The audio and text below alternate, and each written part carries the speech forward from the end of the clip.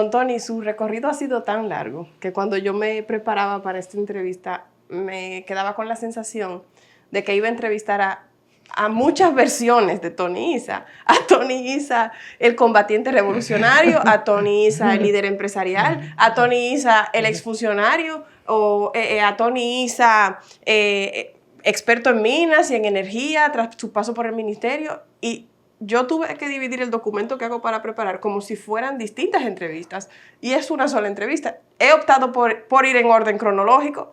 Sí. Sí, pero tú en todo vas a ver un factor que es la coherencia.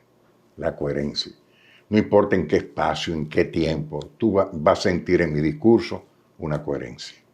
Y eso tú lo puedes ver no en mi libro, sino en cualquier documento mío que tú veas, desde el año 61 hasta la fecha. Desde dirigente comunista, jefe militar del Partido Comunista Dominicano, que era PCP en aquel entonces, a dirigente empresarial. Tú vas a ver que hay un hilo. Un mismo Tony Isa. Un hilo que nos une, que es la coherencia. En esos años que usted menciona, en los años 60, ¿cómo fue ese combate revolucionario? Usted Mira, que estuvo ahí. Yo vengo de una familia realmente antitrujillista y además recibí vivencias que me marcaron para toda la vida desde niño.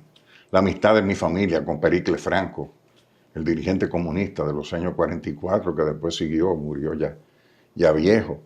Incluso casó con una tía de Lourdes, la esposa de mi hermano, Narciso. Pero las Mirabal y Sina, ellas vivieron en casa. Minerva y mamá eran amigas de vieja. Minerva mamá le llevaba unos añitos, pero tenían un hobby común que eran las flores, y papá tenía negocio de comprar cacao, café, y se hizo amigo del papá de Minerva. Y así nació una amistad entre ellas. Mamá se casó jovencita, a los 17 años, y como se metió en amores, a ella no podía seguir en la escuela, porque eso era lo que se usaba en aquel entonces. Entonces, ya cuando yo estaba en la intermedia, y Narciso también, ella le pidió a papá que quería seguir estudiando. Y tiene la suerte, bueno, lo obligaron a hacer 2 años asistiendo a la escuela, y 2 años libres juntos. Y tuvo la suerte que ahí estaban en el mismo curso Sina y María Teresa. Y cuando se graduaron los dos, mamá le dice a papá que quiere venir a estudiar a la universidad. Y arranca con todos nosotros para acá. Y en ese mismo año le dan de nuevo ingreso a Minerva en la universidad. Y nada, venimos cada quien por su cuenta, pero un día se aparecen las muchachas, como mamá les decía allá, le dicen que ellas vivían en una residencia universitaria, que estaban desesperadas, que le buscaron alojamiento. Y mamá, sin proponérselo, hizo una pensión a donde vivían ellas. Imagínate tú la vivencia para nosotros. Yo a Sina la adoraba. Narciso era de Minerva. Y todo eso fue lo que nosotros vivimos. Incluso, aunque Minerva conocía a Manolo, Manolo vivía al doblar de mi casa y estudiaba Derecho también. Entonces, ella lo acompañaba, tenían unos amoritos, mamá se dio cuenta y le dijo, no, ustedes en el balcón de la casa que estaba afuera, prácticamente en la calle.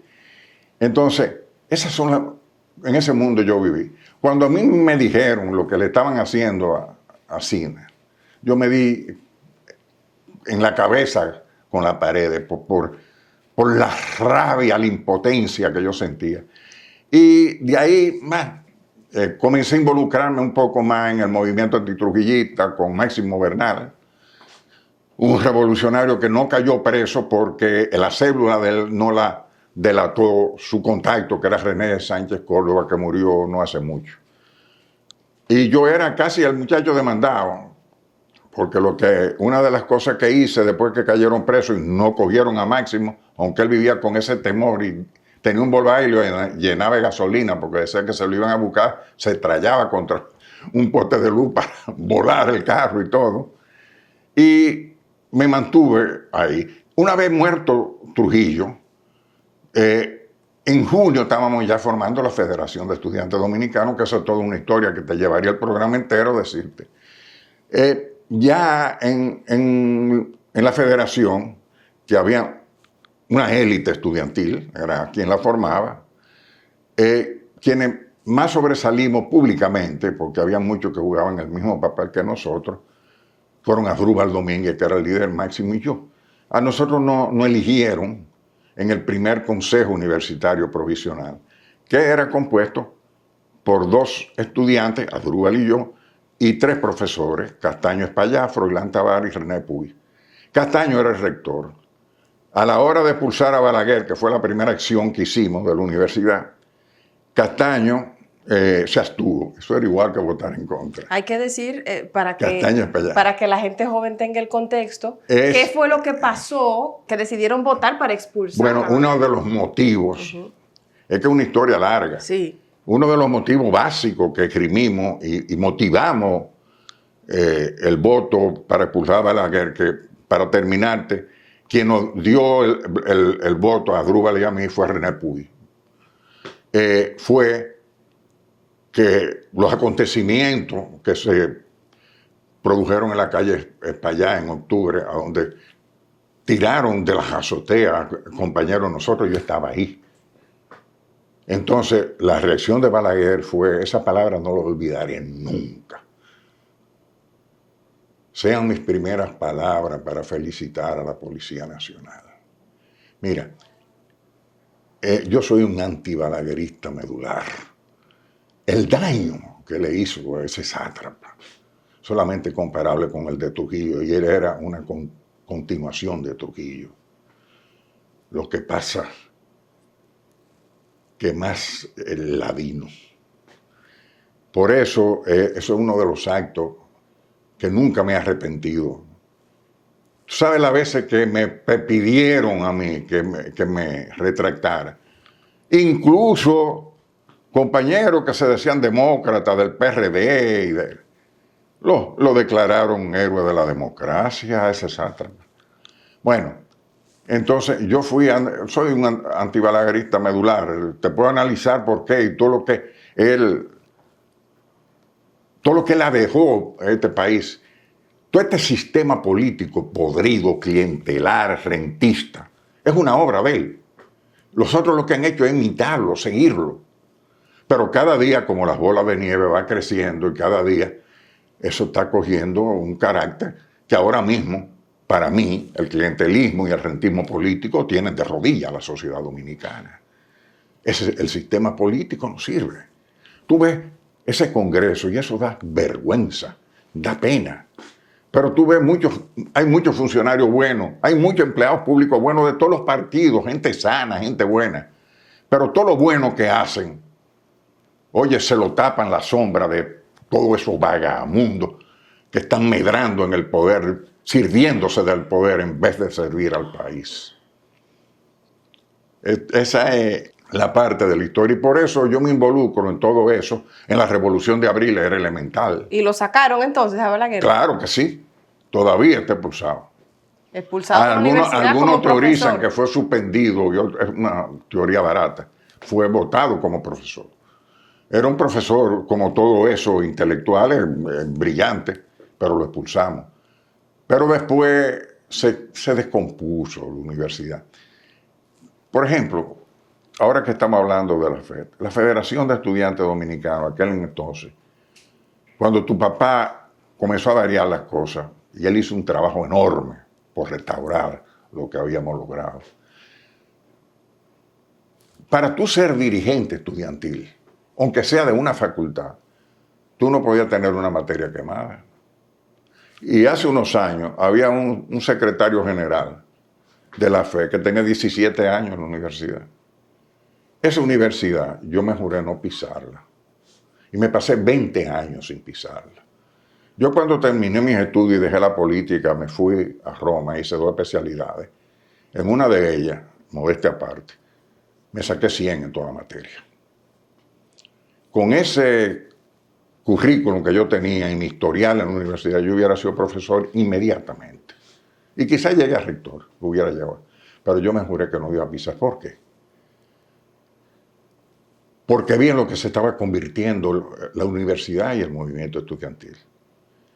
Un día, yo clandestino, pero absolutamente clandestino, porque como yo era que dirigía las tropas revolucionarias del PCP y los aviones americanos tiraban los papelitos y yo estaba en el número 13, mi hermano también, yo oigo que están sacando los profesores de la universidad, entre ellos a Hugo Tolentino. Y yo voy creyéndome por encima del bien y del mal, que yo estaba por encima de esa diferencia política y sobre todo de compañeros de izquierda. Yo andaba con una M3, una ametralladora debajo del sillón del carro y una Browning. Esa me quedé con ella, pero me desmonté. Oye, me cayeron a tiro. Tuve que defenderme. Ya en esa época yo estaba entrenado y me defendí. Yo no tiré a matar, porque no era mi objetivo. Pero a una persona, apellido Fadul, que iba detrás de mí cruzando el play de la universidad, lo mataron. Suerte que la familia supo que era tirándome a mí. Pero esos bandidos pusieron un letrero en la universidad, en una pared completa de la Facultad de Medicina, que decía Isa Conde, asesino de Fadul. Yo, bueno, suerte que no me encontré con los dirigentes Tuve suerte. De ese día yo me juré que yo no iba a volver a la universidad. Y después que vine con ese currículum, con ese historial, con una familia que mantener, me pasé 6 meses sin trabajar. Por suerte para mis hijos y para mí hoy. Porque por eso fue que comencé primero a hacer asesoría de inversiones y me convertí en un ejecutivo de empresa con cierto éxito. Don Tony, ¿cómo fue la revolución misma, el combate revolucionario mismo? Bueno, nosotros teníamos 2 ametralladoras Cristóbal. El Manolo el Gallego, el papá de Manegonte, que era un tigre, un revolucionario, más viejo que yo, pero era mi hermano mayor, tenía una escopeta y una pistola Browning. Yo tenía una 45 y Euclide Gutiérrez nos consiguió a través de un muchacho apellido Estrada, digo muchacho, por Dios, hace muchos años de eso, 2 ametralladoras, esas 2 ametralladoras Cristóbal, antes de la revolución, no sabíamos que eso venía. Entonces, con esas armas, nosotros desde el Espaillá 55, yo particularmente comencé a combatir los cacos blancos. Cuando yo estoy tirándole a los cacos blancos para conseguir un par de almitas, se aparece en una esquina un señor con una gorra de militar, una camisa hawaiana, y me pregunta, ¿para dónde están los cacos blancos? Los cacos blancos estaban en la Padre Villini, en la Noel, él estaba en la Padre Villini. Y cuando yo volteo la cara, yo veo que Camaño me había apiado, como dicen en dominicano, de tribuno un par de veces a bombazo. Entonces cuando yo volteo la arma, me dije, no, yo estoy con ustedes. Entonces yo le dije a dónde estaban. La gente que yo le estaba tirando y yo dejó 2 ametralladoras, o sea que ya teníamos 4, pero con esas armas fuimos a combatir a la parte de atrás de la fortaleza, a esa playa que está donde está el monumento a Montesinos. Y ahí yo tengo historias muy bonitas también. Y pasan los años y llega Juan Bosch al poder. Cuando Juan Bosch se postuló, la consigna del PSP, dirigido por Viejo, eso fuera antes de la revolución, era que no votáramos por él. Y la juventud del partido votó por él, por encima de las instrucciones que habíamos recibido de la dirección. Bueno, esa dirección fue sustituida en la revolución. Entonces, ahí sale electo. Y yo no lo conocía así personalmente, pero ya se había formado la federación, estaba funcionando. Y un día reunido en mi casa, yo vivía en un apartamentico que estaba frente a frente a la universidad, casualmente. Estábamos reunidos ahí y estaba el problema del regreso de los exilados. Y comenzamos a discutir, bueno, ¿qué podemos hacer para que pedirle, exigirle al gobierno que los exilados entren? Entre ellos estaba Hugo Tolentino también, vuelve otra vez acá. Entonces, yo me paré, yo puedo hacer muy sencillo. Vamos a llamar por teléfono a Palacio. Eran 4 números en esa época. 4 números. Yo marco 4 números y le digo, por favor, con el señor presidente, le habla Tony Saconda, dirigente de la Federación de Estudiantes. A los 2 minutos me cogió el teléfono y le digo, señor presidente, yo soy fulano. No me diga, yo sé quién es usted. Dígame, joven, ¿en qué puedo servir? Le digo, bueno, nosotros queremos verlo, que tenemos algo que conversar con usted. Entonces, don Juan dice, no, perfecto, esta noche yo lo voy a ver. Ahora, pero yo lo voy a mandar a buscar porque yo vivo en un sitio muy complicado. Él vivía en una casa en lo que es hoy la López de Vega, ya llegando a la Kennedy, pero era una casa muy buena, pero estaba detrás de otra. Entonces nos mandó un carro a buscarnos a mi casa, fuimos, entramos, entonces ahí comenzamos una conversación muy fluida y cuando le planteamos el tema, me dijo, sí, yo lo voy a hacer, pero yo tendría que dejar en trabajar a él también. Que también se había ido. Que está en el exilio también. Y así lo hizo. Ese fue mi primer encuentro con don Juan. Y de ahí, bueno, yo le cogí un cariño y una admiración. Nunca fui miembro del PLD, pero sí cercano a él. Me reunía con facilidad. Y he sido parte de todos los gobiernos del PLD, aunque lo fui también del PRD. Por eso, sin ser miembro de esa institución, porque yo me juré no ser de ningún partido desde que renuncié al Partido Comunista. Lo mismo con los equipos de béisbol. Ya yo no soy fanático ni fundamentalista de nadie. Yo cuando veo una buena jugada la aplaudo. No me importa quién fue que la dio y quién no. Yo me quité de la cabeza eso de ser partidario de nada. Soy agnóstico. Todo lo bueno es lo que me gusta. Toda la gente que tiene algún valor o que aporta algo, eso es lo que me gusta y a eso es lo que aplaudo. Don Tony, usted renunció del Partido Comunista y relata en su libro que incluso antes de renunciar usted notaba cuán dividida estaba la izquierda. ¿Podría hablarnos un poco de su renuncia y de eso que percibía? Ese incidente que pasó conmigo en la universidad es una muestra de lo que estaba ocurriendo con la izquierda. La izquierda estaba fragmentada. Ha estado toda la vida fragmentada. Es más, históricamente en este país, siempre los movimientos liberales han estado divididos. Lo único que ha estado siempre unido a la derecha, históricamente, pero aquí también. Pero pasaron 2 acontecimientos que para mí fueron graves. Uno, eso de la universidad. Eso para mí fue traumático, se lo digo francamente. Y otra, un incidente que no me gusta hablar, pero es parte de mi historia y tengo que hablarla.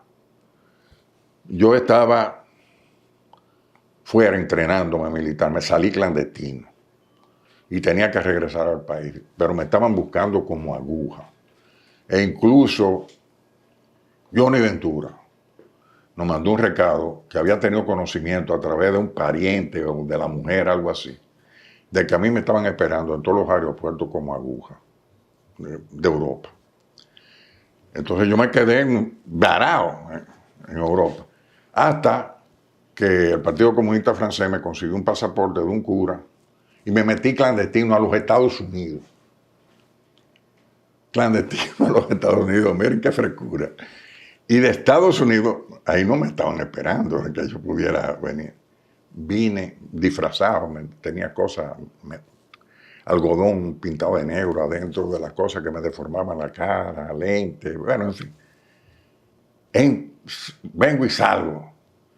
Yo creo que me están esperando ahí afuera, mis compañeros. Cuando yo salgo, no hay nadie. Y digo yo, diablo, ¿y qué hago yo ahora? Me monté en el primer taxi que encontré. ¿Para dónde vamos? Oh, vamos para la ciudad, yo te digo en el camino. Me pongo a pensar. Se me ocurrió irme a donde una hermana de mi compañero Manolo González, una tía de Manegonte, como le llaman aquí, en María Silva Dori, y fui allá. La excusa que me dieron fue que la información había llegado incorrecto, que ellos no me estaban esperando. Pero luego, no voy a decir quién me lo dijo, muy de cerca, me dijeron no, que sabían que yo venía. Una maldad de un compañero que por muchísimos motivos me tuvo odio. Entonces, esos dos incidentes me marcaron. Entonces yo me di cuenta en un momento dado que yo no me estaba realizando como ser humano. Y yo soy un hombre que todo lo que hago, lo hago con amor. Yo no me he tenido una compañera toda la vida. Desde jovencito, duramos casados 46 años hasta que la muerte nos separó. Yo me entrego a las cosas que hago. Yo soy un hombre que el lunes, tengo 82 años, pero voy caminando 83. Los lunes yo voy contento a mi trabajo. Todo lo que hago lo hago feliz. Yo no soy capaz de hacer nada que no me cause satisfacción. Y yo me sentí frustrado. Y ante esa frustración, el único camino fue la renuncia, a coger otro sendero. Y de ahí fue que me fui a estudiar a Europa, hice 2 especialidades. Cuando llegué, te conté el cuento, estaba sin trabajo, comencé a ejercer la profesión. Y eso me comenzó a catapultar en el mundo empresarial, siempre. Fíjate que yo fui dirigente empresarial. ¿De qué asociación? De la de Herrera. ¿Cómo le decían a los empresarios de Herrera? Los guerrilleros de Herrera. Pero yo había sido, como quien dice, guerrillero en términos reales. Sí. Y ahí libramos luchas tremendas. Por ejemplo, una de las cosas que me catapultó a mí en el liderazgo empresarial fue un enfrentamiento que tuve con Balaguer en el Palacio, cuando se discutía el recargo cambiario, que yo a él y a sus asesores de las Naciones Unidas lo desarmé, con todo el empresariado ahí. Y tuvimos una discusión violenta. Él se violentó, pues yo me manejé con mucho respeto, pero con mucha firmeza. Incluso quiso comprarme y ahí yo le salté. Públicamente, delante de la televisión, eso debe estar por ahí. Hay un libro de las cosas de Herrera mío, que las fotos de adelante, eso debe estar desbaratado. Está esa discusión. Ese señor ya llegó un momento que supo que no podía conmigo, dio sobre la mesa y se paró y se fue. Al otro día, esa cúpula empresarial intransigente me cercó y me dijo que cediera la posición. Yo le decía, mire, ustedes, la mayoría, incluso la empresa en que yo trabajaba, no tiene recargo cambiario, pero se lo van a poner. Lo están entreteniendo y se lo van a poner. O sea, yo defiendo principios, porque ese recargo tenía un efecto inflacionario tan grande, porque era el inicio del ciclo productivo. Es decir, cuando tú pones un impuesto en la aduana, que de eso se trataba, un 36%, eso se va multiplicando si es una materia prima, al industrial, y del industrial al mayorista, y del mayorista al detallista, hasta que llegue al consumidor, pero cada uno de esos le va poniendo su beneficio. Entonces, tenía un múltiplo de casi 16. Eso era terrible para el consumidor. Por cada peso que recogía el Estado, el consumidor podía estar pagando en algunos casos 16. Entonces yo me opuse. Y la cúpula no quiso, pero yo me la enfrenté. Y he tenido la suerte en la vida que la gente que yo he trabajado siempre me ha apoyado, porque eso son personas que creen en los principios y me han dado su apoyo. Por eso en todas las cosas que yo me he metido, en todas las luchas que yo me he metido que involucran al sector empresarial y que a veces perjudican los intereses de algunos sectores del empresariado, ellos me han apoyado. Todos estos años después de ese evento, que creo que fue en los años 80, el que usted menciona en la conversación Sí, con Balaguer. cuando la crean que dice. Ahora vemos una parte del empresariado todavía con una visión voraz de la riqueza y de cómo atender las cosas país. Y luego, claro, está esta otra parte del empresariado, incluyendo el grupo de Herrera, que marca todavía esa diferencia. Una diferencia. Sí. ¿Qué puede decirnos? Mira, sí. Aquí hay dos teorías. Hay un sector empresarial que todavía no ha entendido el tema de la competitividad. Hay 2 tipos de competitividad. La que yo le llamo competitividad espuria, que es la que se fundamenta en bajo salario, condiciones de vida malas para los trabajadores, incentivos que a veces no proceden. Y hay otra que es la competitividad auténtica que se fundamenta en la innovación, en desarrollar productos diferenciados, porque somos un país pequeño y no podemos competir a nivel de cantidades, sino de producir productos diferenciados que vayan a nichos precisos del mercado, a donde el producto o la calidad del producto o la diferenciación del producto sea más importante que el precio. Pero aquí tú ves que hay sectores empresariales que de que hablan de aumento de salario, comienzan a decir no somos competitivos, y cualquier cosa no somos competitivos. Y óyeme, no se dan cuenta cuál es el problema. Una vez, siendo yo presidente de Herrera, tenía ese problema arriba. Y me costó reunir a los miembros de la asociación, que en esa época eran 186, porque eran industrias de verdad. Y en un papelote, porque no existía nada de eso que ustedes usan ahora, un papelógrafo, yo comencé a decirle, mira, esta es la estructura de precio, de costo, perdón, de un producto.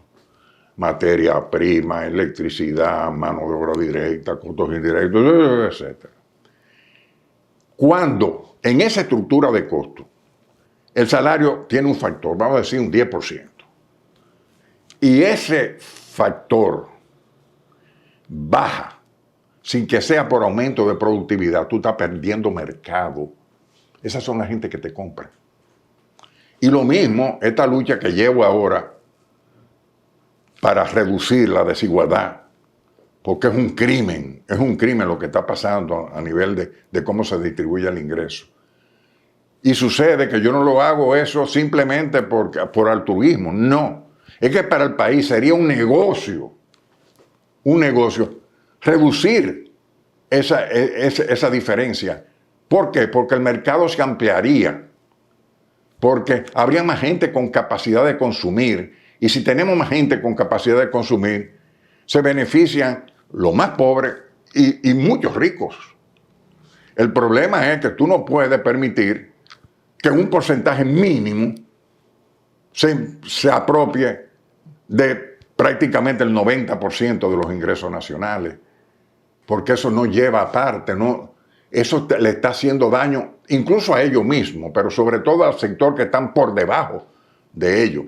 O sea, que luchar por bajar la brecha de la desigualdad es un negocio, no es nada altruista, es un negocio. Sería un negocio para el país, sería un negocio para los productores de riqueza.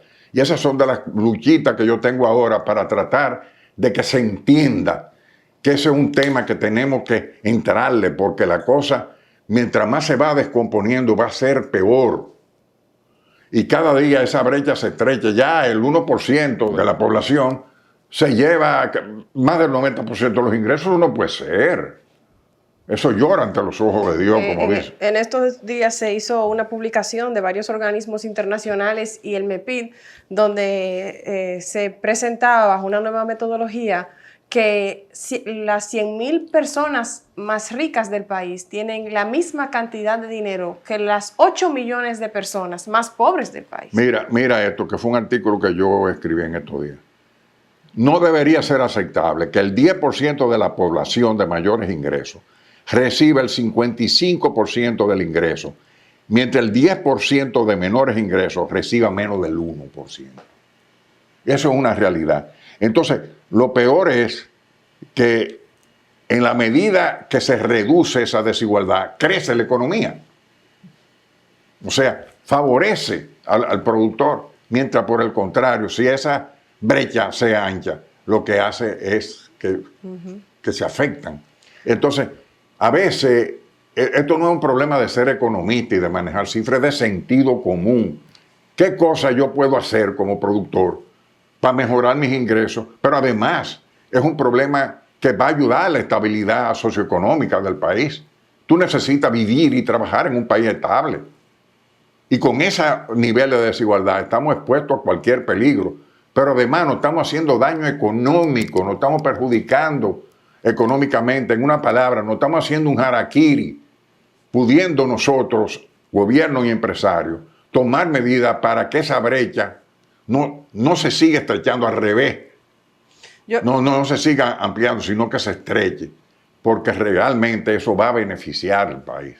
Yo lo escucho hablar y pienso en el concepto de separación de iglesia y Estado, pero aplicado al empresariado, porque parecería como si eso es algo que le debería de quedar evidente, por lo menos al Estado, así no le queda evidente a una parte del empresariado. Y sin embargo parece haber como una simbiosis que no permite que el Estado tenga la mirada suficientemente limpia del interés de una parte del empresariado para entender eso. Bueno, hay una palabra que lo he oído mucho, los poderes fácticos. Es que realmente en todos los aspectos, en todos los sectores, hay un grupo que dirige, que tiene el poder. Cuando tú ves que hay gente que apoya medidas porque se está beneficiando, desde el momento tú oyes hablar de libre empresa, mira este dirigente defendiendo la libre empresa, hasta que la libre empresa le pisa los callos. Entonces, ese es el problema, de que no hay coherencia, de que se vive en función de lo que me interesa. Aquí la norma que se ha convertido en una norma de todo el país es cada quien que se la busque. Pero eso no es el gran empresariado, eso es la gente de abajo, los infelices que no saben que está siendo víctima de un engaño, que están siendo víctimas de gente que lo está utilizando políticamente, económicamente. Oye, a mí me da vergüenza como hay una serie de gente pobre aplaudiendo medidas que a la larga los afectan a ellos. Y cómo se venden por centavos, hipotecan su porvenir, hipotecan el porvenir de sus hijos por centavos. Es una descomposición social terrible. Y eso lo ha producido casualmente eso, ese clientelismo. Y que esos poderes fácticos están constituidos por lo peor de la sociedad. Vamos a hablar claro. No podemos callarnos. Por más honorables que sean, por más cardenalicios que sean. Eso hay que tener cuidado. Y hay que cuidarse de ello también. Hablando de poderes fácticos, cuando yo pensaba en esta entrevista, decía, bueno, don Tony conoce el empresariado por dentro, el Estado por dentro. Aunque no milite en el partido, la gente de los partidos, claro, desde cerca. Entonces, a lo mejor don Tony nos puede decir, si es que hay un tema de poderes fácticos, ok, pero ¿qué pasa? Que a los problemas fundamentales del país nos cuesta tanto llegar a una solución. Agua, educación, atención primaria. O sea, ¿dónde está la retranca? Tú sabes una cosa, que casualmente la solución de esos problemas es lo que va a ayudar a cerrar esa brecha. Entonces, ¿cuál es la retranca?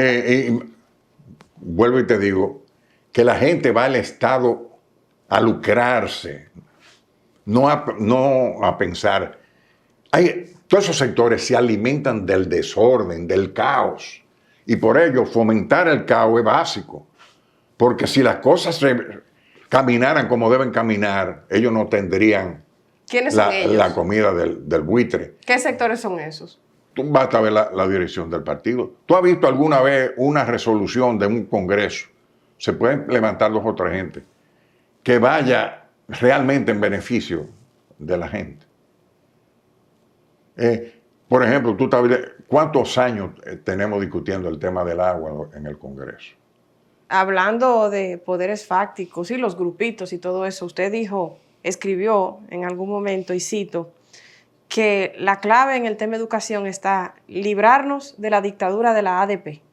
¿A qué se refiere con eso y por qué entiende que ahí está la clave? Yo creo que ese es un sindicato dañino para el progreso de la educación en la República Dominicana. ¿Por qué? Por lo mismo que estamos hablando. Es un sindicato de políticos, manejados por políticos. Y regularmente las autoridades no tienen la independencia suficiente para hablar de los mejores, sino que son cómplices.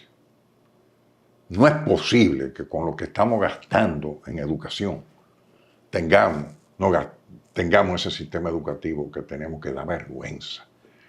En uno de los últimos lugares a nivel mundial. Estamos empleando el 4% del presupuesto de educación. Se ha mejorado muchísimas cosas, hay más aulas, hay más. Pero yo insisto en que ese sindicato, en vez de jugar un papel como le correspondía, de tratar de afanarse por una mejor calidad de educación, por una mejor formación de maestros. La clave de mejorar la educación es formar maestros. Y para formar maestros que tengamos que traer los formadores de afuera, hay que hacerlo. Esos maestros que salen de las universidades dan vergüenza. Dan vergüenza, eso no lo digo yo, eso lo dicen las estadísticas, eso lo dicen todo el que conoce lo que está pasando. Entonces, ¿qué régimen de consecuencias le aplicamos a quienes forman eso que se supone que son los formadores de las nuevas generaciones? No. Ahí tenemos que hacer cambios y cambios profundos y tenemos que enfrentar cosas. Óigame, no hay almuerzo gratis. Cuando uno quiere reforma, tiene que estar dispuesto a dar la pelea, a gastar capital político. Pero aquí los funcionarios y los presidentes quieren ser una medallita de oro, que todo el mundo lo quiera, monedita de oro. La diferencia entre un estadista y un político es esa. El estadista toma la decisión en función del futuro. No importa que gaste su capital, porque no va a ser un gasto. A la larga va a ser una inversión, aunque merme de momento. Entonces, eso no lo entendemos. Ustedes ven cómo se mueven los presidentes y tú ves los presidentes y los funcionarios con el mismo esquema. No hay, las innovaciones son teatrales, más que de fondo, más que estructurales. Entonces, si tú te preguntas cuál es el plan de desarrollo que tiene este país, el único plan que se elaboró fue la Estrategia Nacional de Desarrollo. Investiguen qué porcentaje se ha cumplido. Entonces, lo que primero tenemos que tener es una visión hacia dónde vamos, en qué país queremos vivir en los próximos años y actuar en función de eso.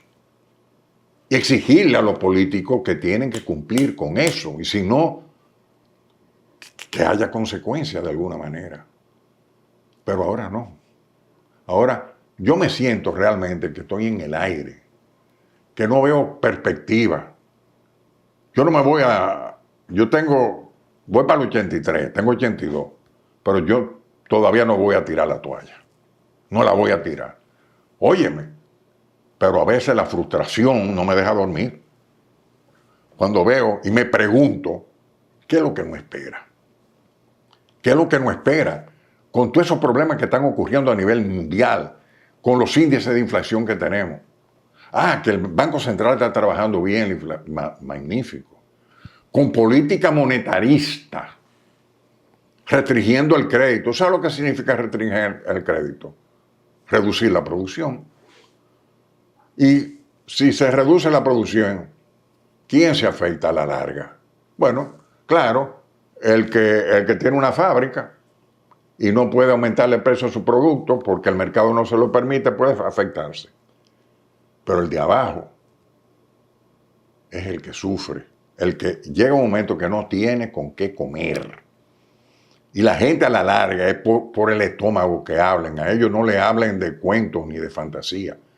Entonces llega un momento cuando el hambre, que ha sido mitigada con todos esos incentivos, con todos esos subsidios que le dan, mitigado, pero eso, si la cosa se sigue agravando a nivel mundial y nacional, eso puede explotar.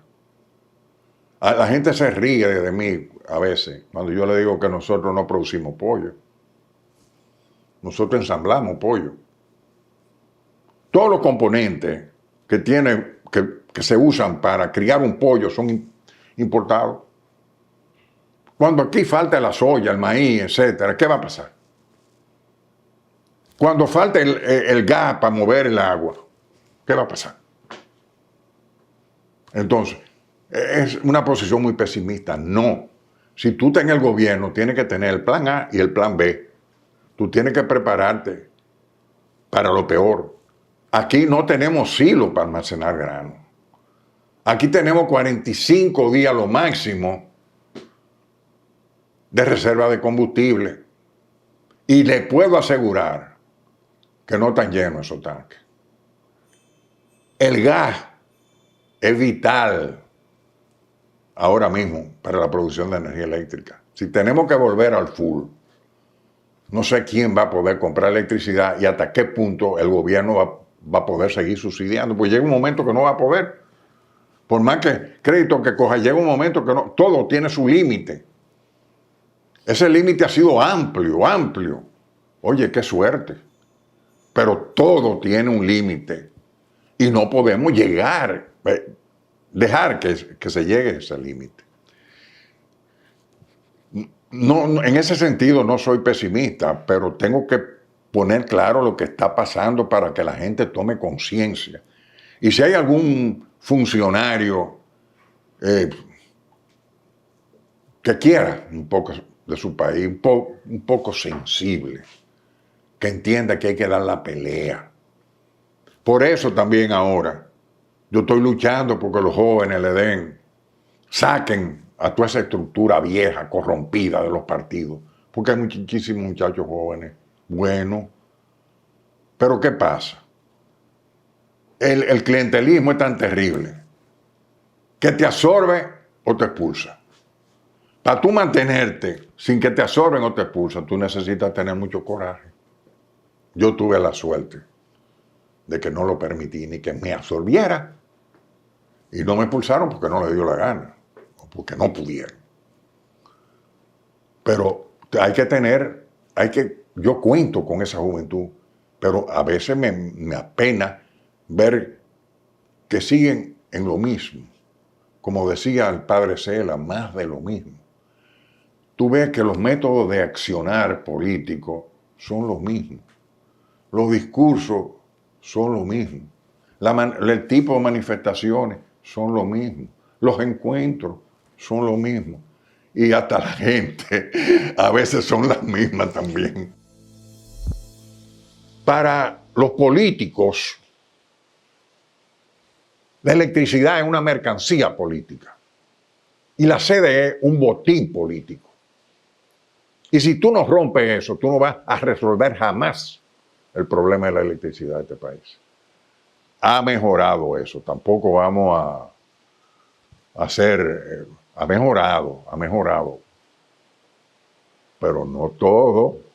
Ustedes ven los escándalos de las nóminas, ustedes ven las pérdidas subiendo en vez de bajando, ustedes no ven que hay un régimen de consecuencias para los que no cumplan con la reducción de las pérdidas. Ustedes no ven nada de eso. Sigue siendo lo mismo. El clientelismo sigue manejando el sector productivo del Estado, pero también las instituciones públicas todas. Y eso tenemos que romperlo.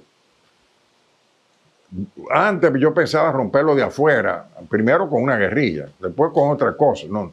Ahora yo creo que hay una juventud en los partidos políticos con capacidad de enfrentar todo ese desastre, pero tienen que tener el valor para hacerlo. Si se dejan atrapar por los mismos métodos, haciendo más de lo mismo, vamos a seguir en lo mismo.